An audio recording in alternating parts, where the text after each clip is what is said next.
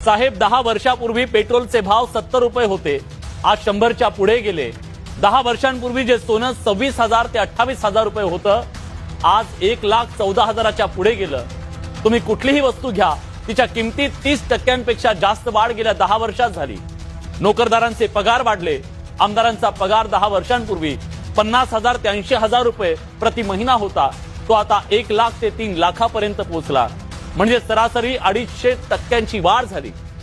पण शेतकऱ्यांची काय अवस्था आहे? 10 वर्षापूर्वी ज्या कांद्याला सरासरी 25 रुपये किलोचा दर होता, त्याचा भाव आज 10 रुपये किलो झालाय। सोयाबीन 10 वर्षांपूर्वी 4,000 ते 4,500 रुपये क्विंटल होतं, त्याचे भाव आजही तेच आहेत। साहेब, ही परिस्थिती फक्त शेतकऱ्यांच्याच बाबतीत का? बाकी सगळं सोडा हो, आम्ही शेतकरी ज्या दुकानातून खत बियाणं विकत घेतो ना, ते दुकानदार आमच्या कमिशनवर परदेश दौरे करतायत साहेब। पण आम्ही शेतकरी मुंबईचा किनारा सुद्धा बघू शकत नाही। मुंबई सोडा, जिल्ह्याचं ठिकाण सुद्धा शेतकरी 6-6 महिने पाहू शकत नाही।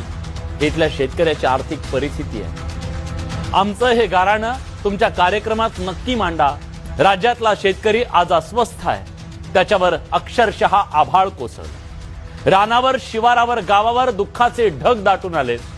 या काळात जिथं डोलणारी पिकं आणि पक्ष्यांचा चिवचिवाट असावा ना, तिथं स्मशान शांतता आहे। शेताचा जणू मसनवाटा झालाय। पितृ पंधरवाड्यात पिंडाला कावळा शिवावा म्हणून कावळ्याची वाट पाहतात, तशी पंचनाम्यासाठी शेतकरी माणसं सरकारी कर्मचाऱ्यांची वाट पाहत आहेत। तिकडे उत्तर महाराष्ट्रातल्या कांदा उत्पादक शेतकऱ्यांच्या डोळ्यात अक्षरशः पाणी आहे। रडवतोय कांदा। मार्च महिन्यापासून तळहाताच्या फोडासारखा जपलेला कांदा रस्त्यावर उकिरड्यात फेकून द्यायची वेळ आली। 1 क्विंटल कांदा पिकवण्यासाठी 1,500 ते 2,000 रुपये खर्च येतो, असं सरकार स्वतः सांगतंय। आज कांद्याचा भाव किती आहे? 10 रुपये किलो। म्हणजे भांडवली खर्च सुद्धा निघत नाहीये। कष्टाचं मोल वगैरे कुठे घेऊन बसलाय?